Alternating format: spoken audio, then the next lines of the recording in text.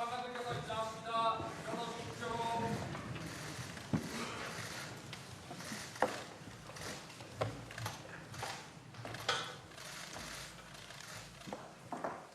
앉으십시오.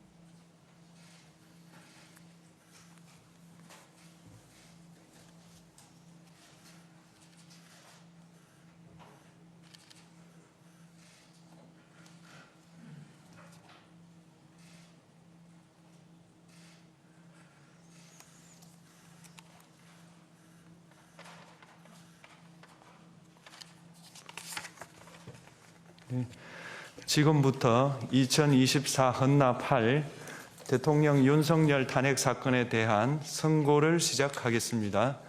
먼저 적법 요건에 관하여 살펴보겠습니다. 이 사건 계엄 선포가 사법심사의 대상이 되는지에 관하여 보겠습니다. 고위공직자의 헌법 및 법률 위반으로부터 헌법 질서를 수호하고자 하는 탄핵 심판의 취지를 고려하면 이 사건 계엄 선포가 고도의 정치적 결단을 요하는 행위라 하더라도 그 헌법 및 법률 위반 여부를 심사할 수 있습니다. 국회 법사의 조사 없이 이 사건 탄핵 소추안을 의결한 점에 대하여 보겠습니다. 헌법은 국회의 소추 절차를 입법에 맡기고 있고 국회법은 법사위 조사 여부를 국회의 재량으로 규정하고 있습니다. 따라서 법사위의 조사가 없었다고 하여 탄핵 소추 의결이 부적법하다고 볼 수 없습니다. 이 사건 탄핵 소추안의 의결이 일사부재의 원칙에 위반되는지 여부에 대해서 보겠습니다. 국회법은 부결된 안건을 같은 회기 중에 다시 발의할 수 없도록 규정하고 있습니다. 피청구인에 대한 1차 탄핵소추안이 제418회 정기회 회기에 투표 불성립되었지만 이 사건 탄핵소추안은 제419회 임시회 회기 중에 발의되었으므로 일사부재의 원칙에 위반되지 않습니다. 한편 이에 대해서는 다른 회기에도 탄핵소추안의 발의 횟수를 제한하는 입법이 필요하다는 재판관 정형식의 보충 의견이 있습니다. 이 사건 계엄이 단시간 안에 해제되었고 이로 인한 피해가 발생하지 않았으므로 보호 이익이 험결되었는지 여부에 대해서 보겠습니다. 이 사건 계엄이 해제되었다고 하더라도 이 사건 계엄으로 인하여 이 사건 탄핵 사유는 이미 발생하였으므로 심판의 이익이 부정된다고 볼 수 없습니다. 소추 의결서에서 내란죄 등 형법 위반 행위로 구성하였던 것을 탄핵 심판 청구 이후에 헌법 위반 행위로 포섭하여 주장한 점에 대하여 보겠습니다. 기본적 사실관계는 동일하게 유지하면서 적용 법조문을 철회, 변경하는 것은 소추사유의 철회, 변경에 해당하지 않으므로 특별한 절차를 거치지 않더라도 허용됩니다. 피청구인은 소추사유에 뇌란죄 관련 부분이 없었다면 의결 정족수를 충족하지 못하였을 것이라고 주장하지만 이는 가정적 주장에 불과하며 객관적으로 뒷받침할 만한 근거도 없습니다. 대통령의 지위를 탈취하기 위하여 탄핵 소추권을 남용하였다는 주장에 대하여 보겠습니다. 이 사건 탄핵 소추안의 의결 과정이 적법하고 피소추자의 헌법 또는 법률 위반이 일정 수준 이상 소명되었으므로 탄핵 소추권이 남용되었다고 볼 수 없습니다. 그렇다면 이 사건 탄핵 심판 청구는 적법합니다. 한편 증거법칙과 관련하여 탄핵 심판 절차에서 형사소송법상 전문 법칙을 완화하여 적용할 수 있다는 재판관 이미선, 김형두의 보충 의견과 탄핵 심판 절차에서 앞으로는 전문 법칙을 보다 엄격하게 적용할 필요가 있다는 재판관 김복형, 조한창의 보충 의견이 있습니다. 다음으로 피청구인이 직무집행에 있어 헌법이나 법률을 위반하였는지, 피청구인의 법 위반 행위가 피청구인을 파면할 만큼 중대한 것인지에 관하여 살펴보겠습니다. 우선 소추 사유별로 살펴보겠습니다. 1. 이 사건 계엄 선포에 관하여 보겠습니다. 헌법 및 계엄법에 따르면 비상계엄 선포의 실체적 요건 중 하나는 전시, 사변 또는 이에 준하는 국가 비상사태로 저가 교전 상태에 있거나 사회 질서가 극도로 교란되어 행정 및 사법 기능의 수행이 현저히 곤란한 상황이 현실적으로 발생하여야 한다는 것입니다. 피청구인은 야당이 다수 의석을 차지한 국회의 이례적인 탄핵소추 추진, 일방적인 입법권 행사 및 예산삭감 시도 등의 전횡으로 인하여 위와 같은 중대한 위기사항이 발생하였다고 주장합니다. 피청구인의 취임 후 이 사건 계엄 선포 전까지 국회는 행안부 장관, 검사, 방통위위원장, 감사원장 등에 대하여 총 22건의 탄핵소추안을 발의하였습니다. 이는 국회가 탄핵소추 사유의 위헌, 위법성에 대해 숙고하지 않은 채 법 위반의 의혹에만 근거하여 탄핵심판 제도를 정부에 대한 정치적 압박 수단으로 이용하였다는 우려를 낳았습니다. 그러나 이 사건 계엄 선포 당시에는 검사 1인 및 방통위위원장에 대한 탄핵 심판 절차만이 진행 중이었습니다. 피청구인이 야당이 일방적으로 통과시켜 문제가 있다고 주장하는 법률안들은 피청구인이 제의를 요구하거나 공포를 보류하여 그 효력이 발생되지 않은 상태였습니다.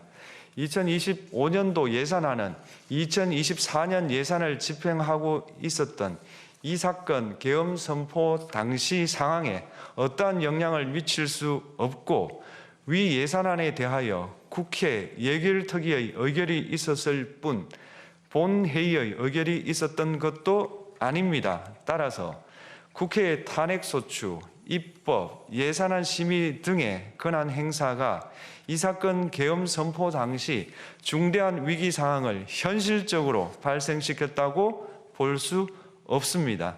국회의 권한 행사가 위법, 부당하더라도 헌법재판소의 탄핵 심판, 피청구인의 법률안 제의 요구 등 평상시 권력 행사 방법으로 대처할 수 있으므로 국가 긴급권의 행사를 정당화할 수 없습니다. 피청구인은 부정선거 의혹을 해소하기 위하여 이 사건 계엄을 선포하였다고도 주장합니다. 그러나 어떠한 의혹이 있다는 것만으로 중대한 위기 상황이 현실적으로 발생하였다고 볼 수는 없습니다. 또한 중앙선관위는 제22대 국회의원 선거 전에 보안 취약점에 대하여 대부분 조치하였다고 발표하였으며 사전, 우편, 투표함, 보관장소, CCTV 영상을 24시간 공개하고 개표 과정에 수검표 제도를 도입하는 등의 대책을 마련하였다는 점에서도 피청구인의 주장은 타당하다고 볼 수 없습니다. 결국 피청구인이 주장하는 사정을 모두 고려하더라도 피청구인의 판단을 객관적으로 정당화할 수 있을 정도의 위기 상황이 이 사건 계엄 선포 당시 존재하였다고 볼 수 없습니다. 헌법과 계엄법은 비상계엄 선포의 실체적 요건으로 병력으로서 군사상의 필요에 응하거나 공공의 안정질서를 유지할 필요와 목적이 있을 것을 요구하고 있습니다. 그런데 피청구인이 주장하는 국회의 권한 행사로 인한 국정마비 상태나 부정선거 의혹은 정치적, 제도적, 사법적 수단을 통하여 해결하여야 할 문제이지 병력을 동원하여 해결할 수 있는 것이 아닙니다. 피청구인은 이 사건 계엄이 야당의 전횡과 국정위기 상황을 국민에게 알리기 위한 경고성 계엄 또는 호소형 계엄이라고 주장하지만 이는 계엄법이 정한 계엄 선포의 목적이 아닙니다. 또한 피청구인은 계엄 선포에 그치지 아니하고 군경을 동원하여 국회의 권한 행사를 방해하는 등의 헌법 및 법률 위반 행위로 나아갔으므로 경고성 또는 호소형 계엄이라는 피청구인의 주장을 받아들일 수 없습니다. 그렇다면 이 사건 계엄 선포는 비상계엄 선포의 실체적 요건을 위반한 것입니다. 다음으로 이 사건 계엄 선포가 절차적 요건을 준수하였는지에 관하여 보겠습니다. 계엄 선포 및 계엄 사령관 임명은 국무회의의 심의를 거쳐야 합니다. 피청구인이 이 사건 계엄을 선포하기 직전에 국무총리 및 9명의 국무위원에게 계엄 선포의 취지를 간략히 설명한 사실은 인정됩니다. 그러나 피청구인은 계엄사령관 등 이 사건 계엄의 구체적인 내용을 설명하지 않았고 다른 구성원들에게 의견을 진술할 기회를 부여하지 않은 점을 고려하면 이 사건 계엄 선포에 관한 심의가 이루어졌다고 보기도 어렵습니다. 그 외에도 피청구인은 국무총리와 관계 국무위원이 비상계엄 선포문에 부서하지 않았음에도 이 사건 계엄을 선포하였고 그 시행 일시, 시행 지역 및 계엄사령관을 공고하지 않았으며 지체 없이 국회에 통고하지도 않았으므로 헌법 및 계엄법이 정한 비상계엄 선포의 절차적 요건을 위반하였습니다. 2. 국회에 대한 군경 투입에 관하여 보겠습니다. 피청구인은 국방부 장관에게 국회에 군대를 투입할 것을 지시하였습니다. 이에 군인들은 헬기 등을 이용하여 국회 경내로 진입하였고 일부는 유리창을 깨고 본관 내부로 들어가기도 하였습니다. 피청구인은 육군 특수전 사령관 등에게 의결 정족수가 채워지지 않은 것 같으니 문을 부수고 들어가서 안에 있는 인원들을 끄집어내라는 등의 지시를 하였습니다. 또한 피청구인은 경찰청장에게 계엄사령관을 통하여 이 사건 포고령의 내용을 알려주고 직접 6차례 전화를 하기도 하였습니다. 이에 경찰청장은 국회 출입을 전면 차단하도록 하였습니다. 이로 인하여 국회로 모이고 있던 국회의원들 중 일부는 담장을 넘어가야 했거나 아예 들어가지 못하였습니다. 한편 국방부 장관은 필요시 체포할 목적으로 국군 방첩사령관에게 국회의장, 각 정당 대표 등 14명의 위치를 확인하라고 지시하였습니다. 피청구인은 국가정보원 1차장에게 전화하여 국군 방첩사령부를 지원하라고 하였고 국군 방첩사령관은 국가정보원 1차장에게 위 사람들에 대한 위치 확인을 요청하였습니다. 이와 같이 피청구인은 군경을 투입하여 국회의원의 국회 출입을 통제하는 한편 이들을 끌어내라고 지시함으로써 국회의 권한 행사를 방해하였으므로 국회에 계엄 해제 요구권을 부여한 헌법 조항을 위반하였고 국회의원의 심의 표결권, 불체포 특권을 침해하였습니다. 또한 각 정당의 대표 등에 대한 위치 확인 시도에 관여함으로써 정당 활동의 자유를 침해하였습니다. 피청구인은 국회의 권한 행사를 막는 등 정치적 목적으로 병력을 투입함으로써 국가 안전보장과 국토방위를 사명으로 하여 나라를 위해 봉사하여 온 군인들이 일반 시민들과 대치하도록 만들었습니다. 이에 피청구인은 국군의 정치적 중립성을 침해하고 헌법에 따른 국군 통수 의무를 위반하였습니다. 3. 이 사건 포고령 발령에 관하여 보겠습니다. 피청구인은 이 사건 포고령을 통하여 국회, 지방의회, 정당의 활동을 금지함으로써 국회에 계엄 해제 요구권을 부여한 헌법조항, 정당 제도를 규정한 헌법조항, 대의민주주의 권력 분리 원칙을 위반하였습니다. 비상계엄 하에서 기본권을 제한하기 위한 요건을 정한 헌법 및 계엄법 조항, 영장주의를 위반하여 국민의 정치적 기본권, 단체 행동권, 직업의 자유를 침해하였습니다. 4. 중앙선관위에 대한 압수수색에 관하여 보겠습니다. 피청구인은 국방부 장관에게 병력을 동원하여 선관위의 전산 시스템을 점검하라고 지시하였습니다. 이에 따라 중앙선관위 청사에 투입된 병력은 출입 통제를 하면서 당직자들의 휴대전화를 압수하고 전산 시스템을 촬영하였습니다. 이는 선관위에 대하여 영장 없이 압수수색을 하도록 하여 영장주의를 위반한 것이자 선관위의 독립성을 침해한 것입니다. 5. 법조인에 대한 위치 확인 시도에 관하여 보겠습니다.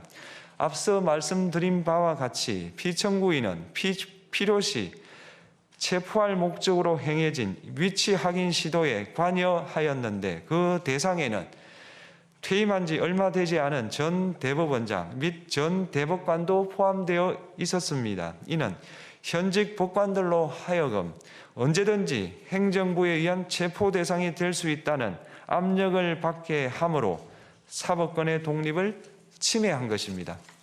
지금까지 살펴본 피청구인의 법 위반 행위가 피청구인을 파면할 만큼 중대한 것인지 관하여 보겠습니다. 피청구인은 국회와의 대립사항을 타개할 목적으로 이 사건 계엄을 선포한 후 군경을 투입시켜 국회의 헌법상 권한 행사를 방해함으로써 국민 주권주의 및 민주주의를 부정하고 병력을 투입시켜 중앙선관위를 압수수색하도록 하는 등 헌법이 정한 통치구조를 무시하였으며 이 사건 포고령을 발령함으로써 국민의 기본권을 광범위하게 침해하였습니다. 이러한 행위는 법치국가 원리와 민주국가 원리의 기본 원칙들을 위반한 것으로 그 자체로 헌법 질서를 침해하고 민주공화정의 안정성에 심각한 위해를 끼쳤습니다. 한편 국회가 신속하게 비상계엄 해제 요구를 결의할 수 있었던 것은 시민들의 저항과 군경의 소극적인 임무 수행 덕분이었으므로 이는 피청구인의 법 위반에 대한 중대성 판단에 영향을 미치지 않습니다. 대통령의 권한은 어디까지나 헌법에 의하여 부여받은 것입니다. 피청구인은 가장 신중히 행사되어야 할 권한인 국가 긴급권을 헌법에서 정한 한계를 벗어나 행사하여 대통령으로서의 권한 행사에 대한 불신을 초래하였습니다. 피청구인이 취임한 이래 야당이 주도하고 이례적으로 많은 탄핵 소추로 인하여 여러 고위공직자의 권한 행사가 탄핵 심판 중 정지되었습니다. 2025년도 예산안에 관하여 헌정사상 최초로 국회 예산결산특별위원회에서 정액 없이 감액에 대해서만 야당 단독으로 의결하였습니다. 피청구인이 수립한 주요 정책들은 야당의 반대로 시행될 수 없었고 야당은 정부가 반대하는 법률안들을 일방적으로 통과시켜 피청구인의 제의 요구와 국회의 법률안 의결이 반복되기도 하였습니다. 그 과정에서 피청구인은 야당의 전횡으로 국정이 마비되고 국익이 현저히 저해되어 가고 있다고 인식하여 이를 어떻게든 타개하여야만 한다는 막중한 책임감을 느끼게 되었을 것으로 보입니다. 피청구인이 국회의 권한 행사가 권력 남용이라거나 국정 마비를 초래하는 행위라고 판단한 것은 정치적으로 존중되어야 합니다. 그러나 피청구인과 국회 사이에 발생한 대립은 일방의 책임에 속한다고 보기 어렵고 이는 민주주의 원리에 따라 해소되어야 할 정치의 문제입니다. 이에 관한 정치적 견해의 표명이나 공적 의사결정은 헌법상 보장되는 민주주의와 조화될 수 있는 범위에서 이루어져야 합니다. 국회는 소수 의견을 존중하고 정부와의 관계에서 관용 그리고 자제를 전제로 대화와 타협을 통하여 결론을 도출하도록 노력하였어야 합니다. 피청구인 역시 국회의 대표인 국회를 협치의 대상으로 존중하였어야 합니다. 그럼에도 불구하고 피청구인은 국회를 배제의 대상으로 삼았는데 이는 민주정치의 전제를 허무는 것으로 민주주의와 조화된다고 보기 어렵습니다. 피청구인은 국회의 권한 행사가 다수의 횡포라고 판단했다 하더라도 헌법이 예정한 자구책을 통해 견제와 균형이 실현될 수 있도록 하였어야 합니다.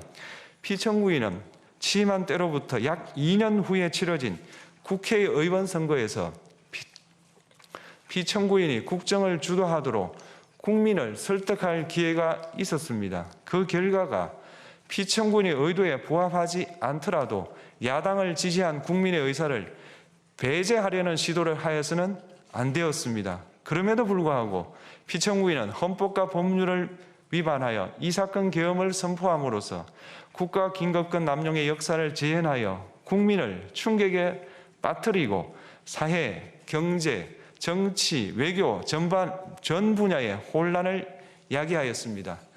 국민 모두의 대통령으로서 자신을 지지하는 국민을 초월하여 사회 공동체를 통합시켜야 할 책무를 위반하였습니다.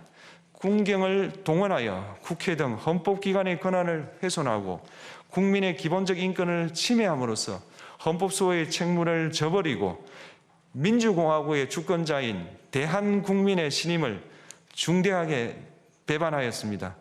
결국 피청구인의 위법 행위는 국민의 신임을 배반한 것으로 헌법소의 관점에서 용납될 수 없는 중대한 법 위반 행위에 해당합니다. 피청구인의 법 위반 행위가 헌법 질서에 미친 부정적 영향과 파급 효과가 중대하므로 피청구인을 파면함으로써 얻는 헌법소의 이익이 대통령 파면에 따르는 국가적 손실을 압도할 정도로 크다고 인정됩니다. 이에 재판관 전원의 일치된 의견으로 주문을 선고합니다. 탄핵 사건이므로 선고 시각을 확인하겠습니다. 지금 시각은 오전 11시 22분입니다. 주문, 피청구인 대통령 윤석열을 파면한다. 마치겠습니다.